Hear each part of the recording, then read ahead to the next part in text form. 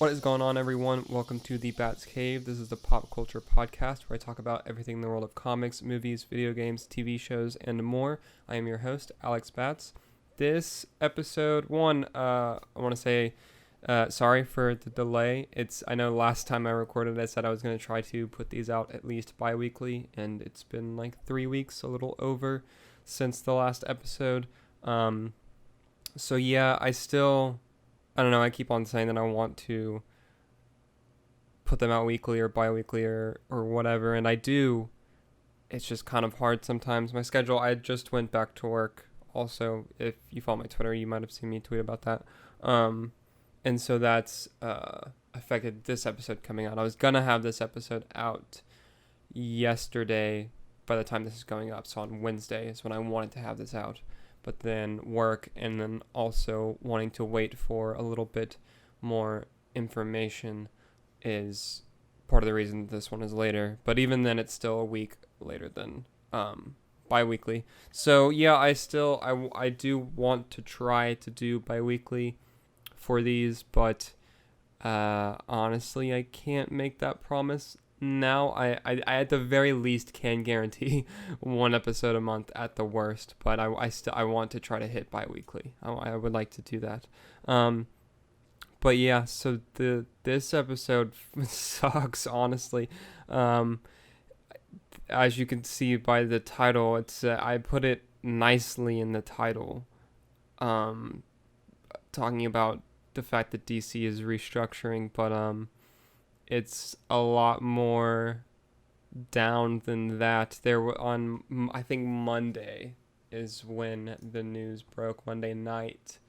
It was the 10th, I believe, was it Monday night? And yeah, Monday. So we got news of massive layoffs throughout Warner Brothers. There was over like 600 employees total who were laid off and throughout Warner Brothers by AT&T. And the thing that I'll focus on mostly in this is DC lost a third of their editorial division. Mainly senior staffers and senior editorial, marketing, and administrative personnel were let go. I have a bunch of different articles that I have pulled up that way I can pull from and quote from throughout this, but among those that we've heard are gone are Editor-in-Chief Bob Harris, SVP Publishing Strategy and Support Services Hank Canals. By the way, sorry for any mispronunciation for names in advance. VP Bobby Chase, and editors Brian Cunningham, Mark Doyle, and Andy Corey, which the latter two were key to the Black Label initiative that seemed to be making a lot of money and is one of my favorite things that DC has done in recent years. I've enjoyed every Black Label book that I've read.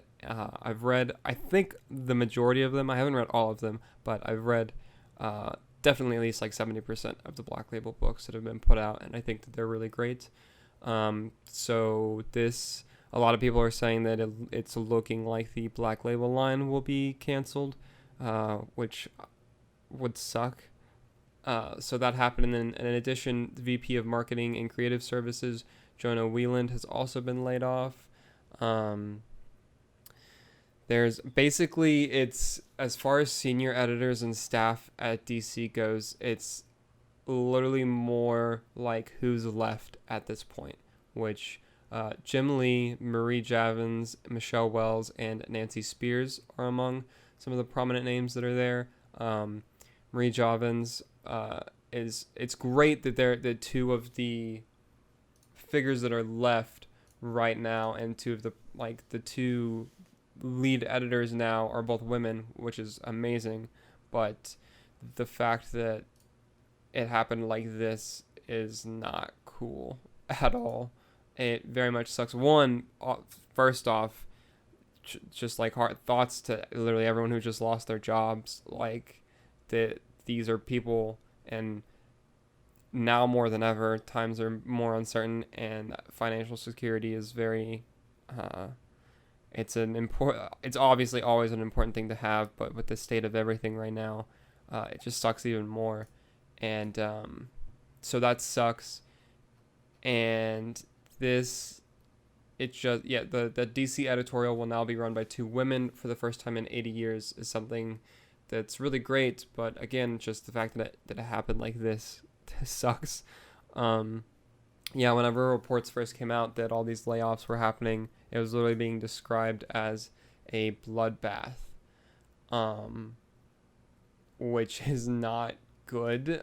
um, and so literally the first, I mean, of course, naturally everyone started freaking out, and I mean, same, and it's very hard to look at this in any sort of positive light. And apparently the DC collectibles line is also stopping, and it's pretty like, while there was a lot of employees total in WB that were laid off, the fact that so much of DC's higher up staff was let go, it's impossible to see this as anything but a huge sign of disinterest in the comics publishing business by AT&T, Warner Media, and the Global Brands division.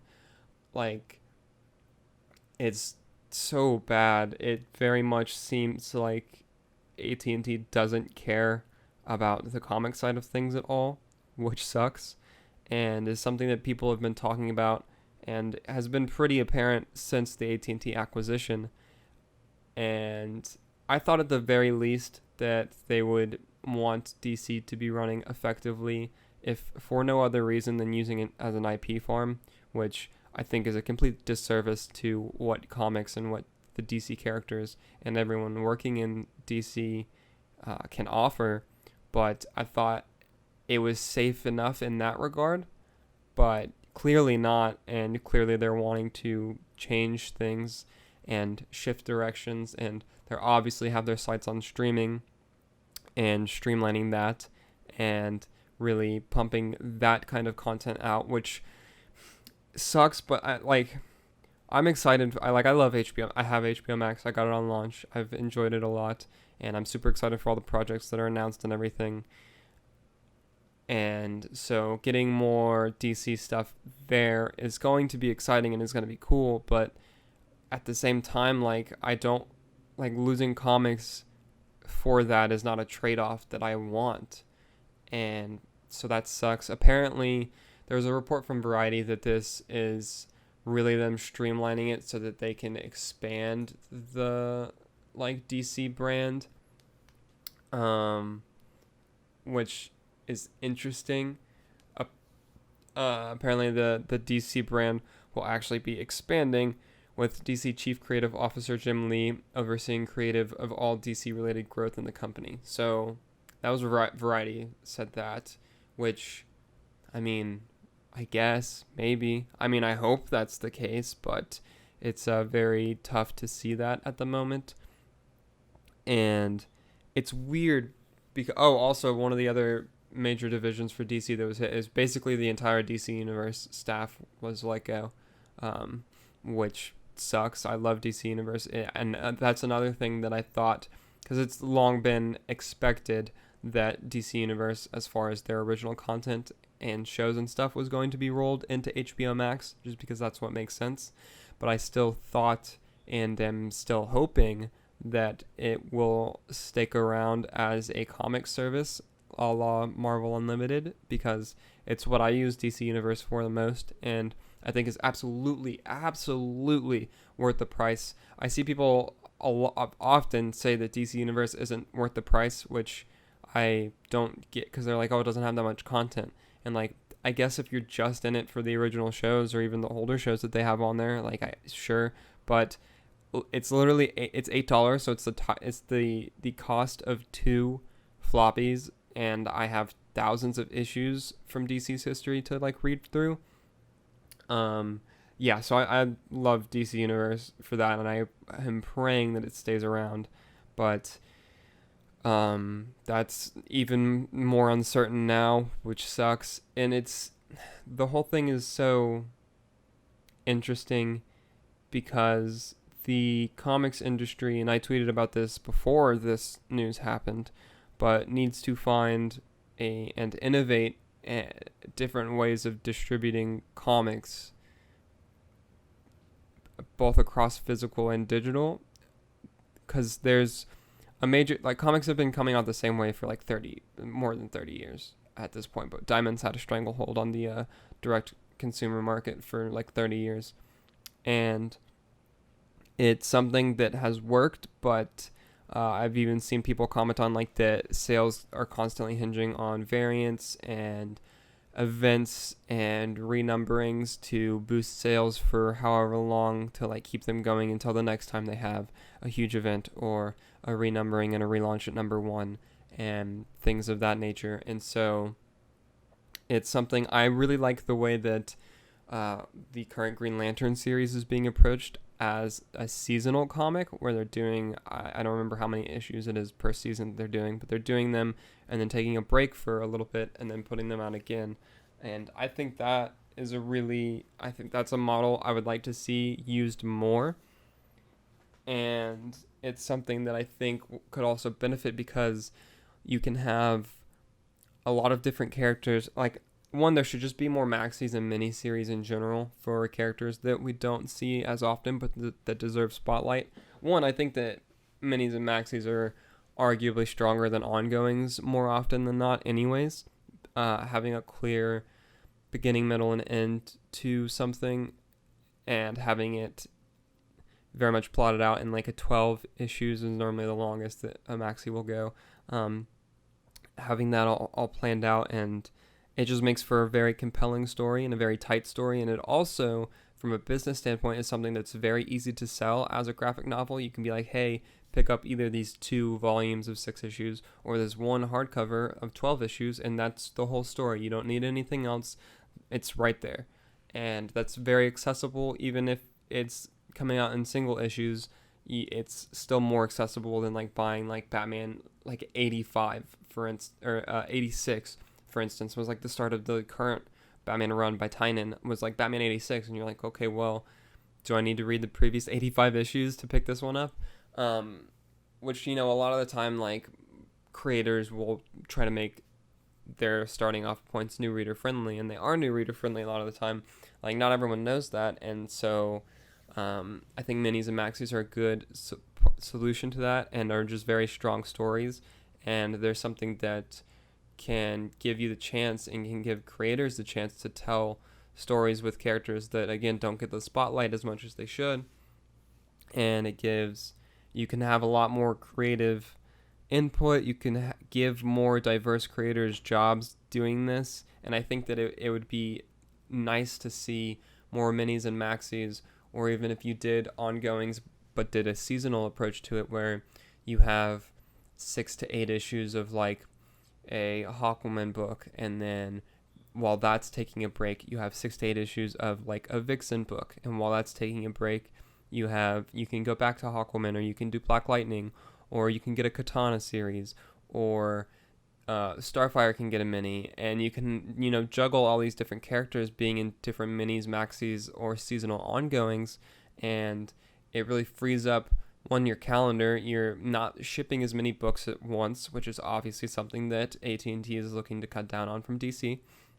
But it also makes it to where you're giving solid creative teams, you're getting the same writer and artist on the book for the amount of issues that are going to be put out, because you're giving the artist time to work by having a break built into the book if you're doing seasonal, or whenever you do minis and maxis, a lot of the time artists will get however many issues ahead of the schedule. That way there's no delays there, and you get the same creative team.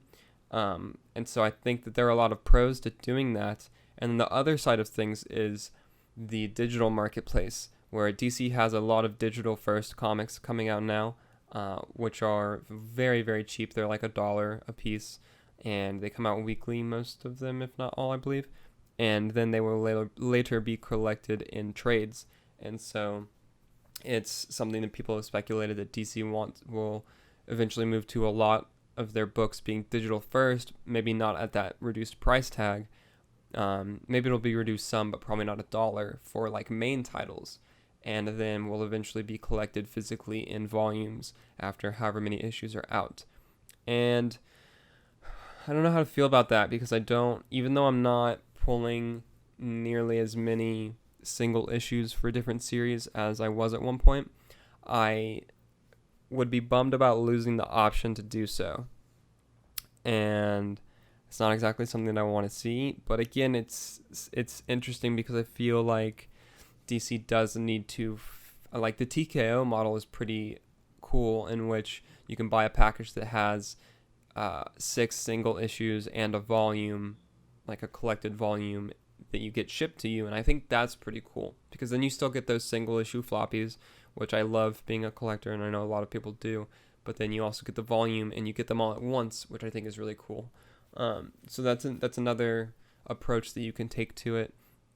It's just, yeah, there's just a lot of factors there and a lot of different directions they can go, and it's a lot of stuff that I'm just not sure about, and is very disheartening to see. There's been a number of creators that have said DC's like not going anywhere, like they have a lot of plans for the comic side of things, which I do believe, and I don't think that DC Comics would ever completely shut down or be like sold off to something else. They will keep DC Comics publishing at least for the bare minimum of Batman, Superman, and Wonder Woman. I don't think they will ever stop putting those comics out, but it's the rest of DC that I'm more worried about, and it's just scary, honestly. It sucks. I don't know. It's just very worrying, and it was such a bummer to see. But yeah, I don't know. It just sucks. It's very not cool, and I hope that I do genuinely hope that like good comes out of this somehow. But at the same time, like so many people just lost their jobs, and that sucks so much. And it very much, it's extremely apparent that AT&T doesn't care about the publishing side of DC for no other reason than money, and that's blatantly obvious. And yeah, it's rough. I don't know. Like the fact that Black Label is likely being phased out is just not, that bums me out so much. And I don't know. It's hard to fully, like, it just sucks. I don't know. I'm trying to think of more like positive things that could possibly come from this, but I really can't. It just was a huge blow to DC. It's very much rocked the comics landscape that's already struggling and has been very much affected by everything COVID related. And then this happens, and it's not cool. But yeah, I don't know. I don't want to just drag this episode on to make it for the sake of length, but and at the same time, I'm sorry because this episode's definitely going to be short. I don't want to drag it out, but I apologize for the shortness of this episode, even though it took so long to come out. But yeah, I know one other thing that I can comment on real quick. This just happened actually. Ray Fisher tweeted out an hour ago, or like 2 hours. Wow, what's that? That was almost 2 hours ago at this point. He said, during the LA reshoots for Justice League, Jeff Johns summoned me to his office to belittle and admonish me and my agents' attempts to take grievances up the proper chain of command. He then made a thinly veiled threat to my career. This behavior cannot continue. I believe I talked about this in a video the first time that Ray said something about Jeff Johns a few weeks or a month or so ago. And yeah, this is not fucking good. This fuck Jeff Johns. That's not at all okay, and it's extremely disappointing, and it's so mind-blowing to me because like it's so easy to not be a piece of shit, you know? Like, you have to put effort in to be an asshole, and we just keep seeing that people are putting in that effort, and it really sucks. I haven't seen any comic pros comment on this yet, which is kind of disappointing. I feel like someone should say something, but no one has at the moment. But it's good that I'm glad that I'm glad that Ray is speaking up about this and saying this and bringing this to people's attention, because people need to know and people need to be held accountable. And so that's good, at least. That's some. I don't even know if it's a good thing that Ray is saying this. But yeah, that news definitely fucking sucks. I said it in my video, but you can't excuse people from this kind of behavior just because they wrote or created something that you liked, which sucks, because like Jeff has written a lot of stories that I really love, and it's incredibly disappointing and just really fucked up. And so yeah, that sucks too. The other thing, and this reminded me, Jeff, I'm pretty sure is scheduled to appear at Fandom, which is really fucking awkward. And that's the other thing with this news about all the layoffs. It's coming a week and 2 weeks. I think we're 10 days right now at the time I'm recording this away from Fandom. So we were 12 days away whenever this news dropped, and that's such just fucking shitty timing. It really killed all the hype that was building for Fandom, in my opinion. I'm still excited for it because the announcements are going to be cool, but to know that all of this is going on behind the scenes and just how absolutely gutted DC just was is really not cool. And it's shitty that this had to happen in the first place, but it's also just mind-blowing that AT&T didn't have the wherewithal to wait a couple weeks. I guess. But yeah, I don't know. Those are, I guess, my thoughts on this whole thing. Like I said, I don't want to drag this out just for the sake of making a longer episode. But again, apologize for the brevity of this. If you have any comments or thoughts about the DC layoffs and restructuring and Jeff Johns being shitty, and whether or not this affected your hype for Fandom, what you are expecting from Fandom, I guess, just thoughts on any of this stuff that I touched on, feel free to let me know in the comments below, or you can @me on Twitter at Batman Files. You can also follow my personal Twitter at ABBatman with 2 T's. And thank you again for listening and tuning in. I very much appreciate it. To those of you that do listen to this podcast and enjoy it, if you enjoyed this episode and you're watching on YouTube, please be sure to leave a like down below.